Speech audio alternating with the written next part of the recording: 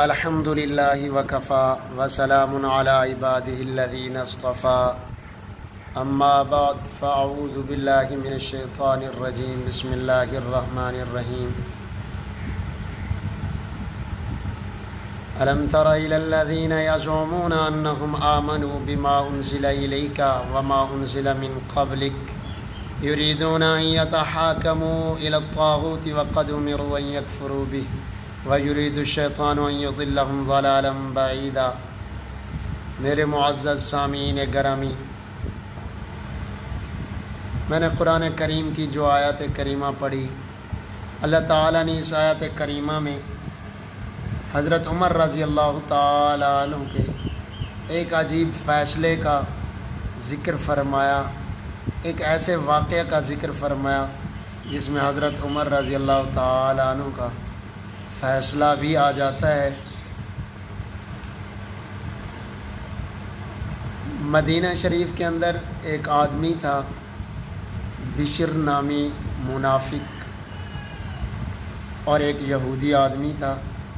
اس منافق کا اور یہودی کا آپس میں کسی بات میں جھگڑا ہو گیا، معاملہ بڑھ گیا۔ اب یہ دونوں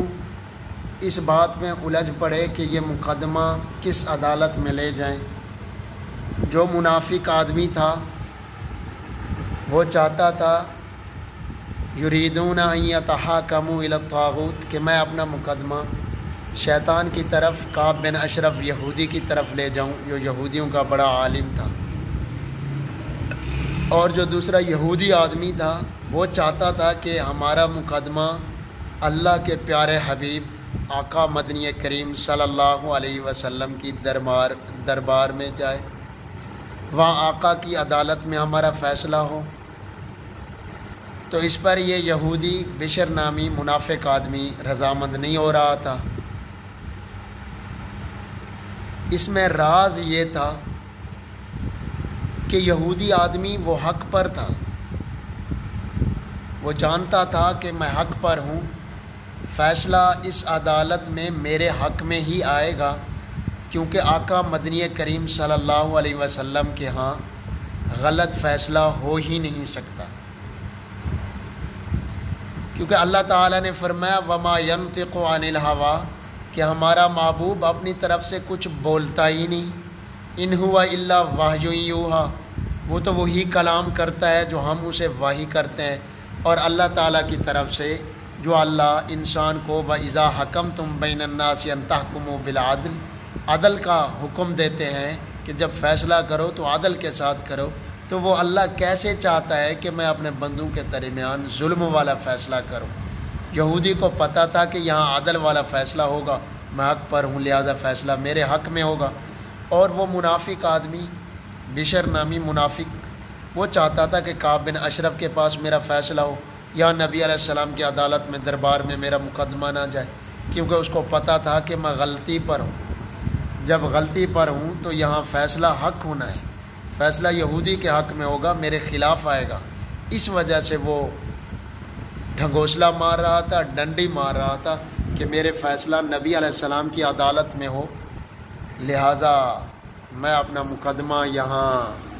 کعب بن اشرف کے پاس لے کے جاؤں، نبی علیہ السلام کی عدالت میں لے کے نہ جاؤں۔ تو کافی دونوں کے درمیان بحث مباحثہ ہوا۔ اس کے بعد اس بات پر دونوں متفق ہو گئے کہ ٹھیک ہے، ہم اپنا مقدمہ نبی اکرم صلی اللہ علیہ وسلم کی دربار میں لے کے چلتے ہیں۔ جب نبی علیہ السلام کی عدالت میں ان کا مقدمہ آیا تو وہاں اللہ کے پیارے حبیب آقا مدنی کریم صلی اللہ علیہ وسلم نے سارا واقعہ سنا اور معاملے کی تحقیق کرائی۔ اس کے بعد نبی علیہ السلام اس نتیجے پر پہنچے کہ یہودی حق پر ہے اور یہ بشر نامی منافق آدمی یہ غلطی پر ہے، یہ جھوٹا ہے، یہ فراڈ پر ہے، یہ ظالم ہے، یہ ظلم کر رہا ہے۔ تو آقا نامدار مدنی کریم صلی اللہ علیہ وسلم نے وہ فیصلہ اس یہودی کے حق میں کر دیا، حق، سچ اور انصاف کے ساتھ۔ تو اس پر جب واپس لوٹے آقا مدنی کریم کی دربار سے تو پھر وہ یہودی کہنے لگا، منافق آدمی کہنے لگا اس یہودی سے کہ یار کیوں نہ ہم اپنا معاملہ، اپنا مقدمہ حضرت عمر کی عدالت میں لے چلیں۔ تو اس پر وہ یہودی رضامند ہو گیا، اس نے کہا ٹھیک ہے چلتے ہیں حضرت عمر کے پاس، حضرت عمر کی عدالت میں چلتے ہیں، حضرت عمر جو فیصلہ کر دیں گے وہ ہمیں منظور ہے، وہی فیصلہ ہوگا میرا، میں اس پر راضی۔ تو اب اس میں بھی ایک راز تھا، جو یہودی آدمی، منافق آدمی، بشر نامی منافق کہنے لگا کہ حضرت عمر کی عدالت میں مقدمہ لے چلتے ہیں، اس میں بھی ایک راز تھا حضرت عمر کی عدالت میں مقدمہ کو لے جانے میں۔ وہ راز یہ تھا کہ حضرت عمر رضی اللہ تعالی عنہ طبی طور پر کافروں اور یہودیوں کے خلاف بہت سخت تھے، اس لیے اس منافق کو لگا کہ میں تو بظاہر اسلام کا دعوے دار ہوں، اسلام کو ظاہر کرتا ہوں، مسلمان ہوں، حضرت عمر رضی اللہ تعالی عنہ میرے حق میں فیصلہ سنائیں گے، لہٰذا ہم اپنا مقدمہ حضرت عمر کی دربار میں لے چلیں۔ پر یہودی نے کہا ٹھیک ہے بھائی چل۔ جب حضرت عمر رضی اللہ تعالیٰ عنہ کے پاس پہنچے، حضرت عمر رضی اللہ تعالیٰ عنہ کے در پر پہنچے، دروازے پر دستک دی، حضرت عمر رضی اللہ تعالیٰ عنہ دروازے پر تشریف لائے تو حضرت عمر رضی اللہ تعالیٰ عنہ نے آ کر ان سے پوچھا کہ کیا مسئلہ ہے تمہارا، کیا معاملہ ہے، کس لیے اس وقت آئے ہو؟ تو وہ یہودی کہنے لگا، حضرت عمر رضی اللہ تعالیٰ عنہ سے عرض کیا اور سارا واقعہ حضرت عمر کو سنا ڈالا کہ ہمارا یہ مسئلہ ہے، یہ مقدمہ ہے، ہم آقا نامدار کی دربار میں عدالت میں اپنا مقدمہ لے کے گئے، وہاں آقا نامدار صلی اللہ علیہ وسلم نے ہمارا فیصلہ فرمایا۔ اب یہ منافق آدمی، بشر نامی منافق، اس نے وہ فیصلہ ماننے سے انکار کیا اور یہ کہا کہ اب ہم چلتے ہیں حضرت عمر کے پاس، میں حضرت عمر رضی اللہ تعالیٰ عنہ کا فیصلہ مانوں گا، حضرت عمر رضی اللہ تعالیٰ عنہ جو فیصلہ کر دیں گے۔ تو حضرت عمر رضی اللہ تعالیٰ عنہ نے اس بشر نامی منافق سے پوچھا، بتا کیا یہ یہودی سچ کہہ رہا ہے، ایسے ہی ہے یہ واقعہ؟ تو بشر نامی منافق آدمی نے حضرت عمر رضی اللہ تعالیٰ عنہ سے عرض کیا، کیا عمر یہ تو سچ کہہ رہا ہے، واقعاتاً ایسا ہی ہے، واقعہ پیش آیا، حقیقت یہی ہے اس کی۔ تو حضرت عمر رضی اللہ تعالیٰ عنہ نے انہیں فرمایا کہ تم یہیں ٹھہرو، میں ابھی آ رہا ہوں، تمہارا فیصلہ کرتا ہوں۔ حضرت عمر رضی اللہ تعالیٰ عنہ اپنے گھر تشریف لے گئے اور وہاں تلوار اٹھائی اور واپس چلے آئے۔ حضرت عمر رضی اللہ تعالیٰ عنہ نے آتے ہی اس بشر نامی منافق آدمی کی گردن اڑا دی اور ساتھ یہ تاریخی جملے فرمائے،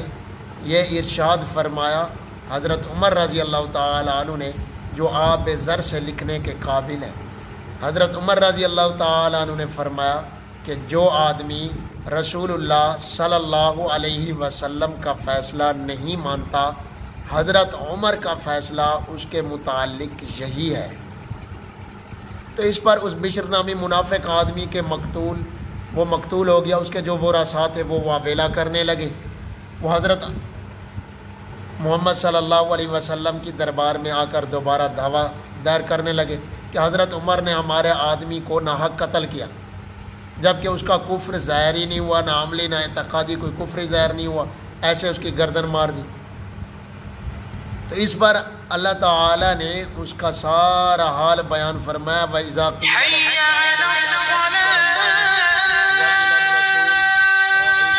الْمُنَافِقِينَ يَصُدُّونَ عَنْكَ صُدُودًا، کہ جب ان کو اللہ اور اس کے رسول کی طرف بلایا جاتا ہے کہ آؤ ادھر تشریف لاؤ، اللہ کے بتلائے ہوئے احکامات کی طرف آؤ، اللہ کے محبوب کی طرف آؤ، یہاں سے فیصلہ کراتے ہیں، تو رَأَيْتَ الْمُنَافِقِينَ يَصُدُّونَ عَنْكَ صُدُودًا، یہ منافق لوگ رکتے ہیں، پیچھے ہٹتے ہیں، کیوں؟ انہیں پتہ ہے کہ یہاں حق سچ فیصلہ ہوتا ہے، یہ دنیا کی عدالتیں نہیں ہیں۔ یہاں رشتہ داری کا لحاظ، سفارشی کا لحاظ، پیسے کا لحاظ، یہاں بہت کچھ تعلقات دیکھے جاتے ہیں، وہاں حق اور سچ ہونا ہوتا ہے۔ اس وجہ سے تو نبی علیہ الصلاۃ والسلام نے حضرت عمر رضی اللہ تعالیٰ عنہ کو بلایا، تو اللہ تعالیٰ نے اس کے ساتھ ایک اور آیت بھی نازل فرمائی۔ اس کے بعد جو آ رہی ہے، اللہ تعالیٰ نے فرمایا اولئک الذین یعلم اللہ ما فی قلوبہم فاعرض عنہم، میرے محبوب پیغمبر جو کچھ غلاظت ان کے دل میں بھری ہوئی ہے وہ میں جانتا ہوں، فاعرض عنہم، آپ ان سے اعراض کریں، غفلت برتیں، ان کی بات سنیں ہی نہ، یہ جھوٹے ہیں، ثم جاؤک یحلفون باللہ، یہ اب آپ کے پاس آئے ہیں قسمیں اٹھا رہے ہیں، الا احسانا و توفیقا، اس بات کی کہ بھئی ہم تو خیر چاہتے تھے، توفیقہ ملاپ، ایسا فیصلہ ہو جس سے دونوں کی صلح سلوک بھی برقرار رہے، ہم تو اس وجہ سے کعب بن اشرف کے پاس جا رہے تھے، حضرت عمر کے پاس جا رہے تھے، یہ اب یہ قسمیں اٹھا رہے ہیں منافق لوگ، حالانکہ ان کی حالت یہی ہے، رأیت المنافقین یصدون عنک صدودا۔ تو آپ صلی اللہ علیہ وسلم نے انہیں رد کر دیا، واپس لوٹا دیا، بھگا دیا یہودیوں کو۔ تو میرے بھائی ہمیں اس سے یہ سبق ملتا ہے اس واقعہ سے، جو آدمی نبی علیہ الصلاۃ والسلام کی سیرت سے منہ موڑے، نبی علیہ السلام کے فیصلے سے منہ موڑے، تو نبی علیہ الصلاۃ والسلام کے یاروں نے، فاروق اعظم نے، عدل کے علمبردار نے اس کے متعلق یہ فیصلہ کیا کہ اس کی گردن اڑا دی۔ آج بھی اگر کوئی آدمی نبی علیہ السلام کی ذات پر حملہ کرے، نبی علیہ السلام کی بات پر حملہ کرے گا تو ہم اس کی گردن اڑائیں گے۔ اللہ تعالیٰ سے دعا ہے کہ اللہ تعالیٰ ہمیں اس پر عمل کرنے کی توفیق عطا فرمائے۔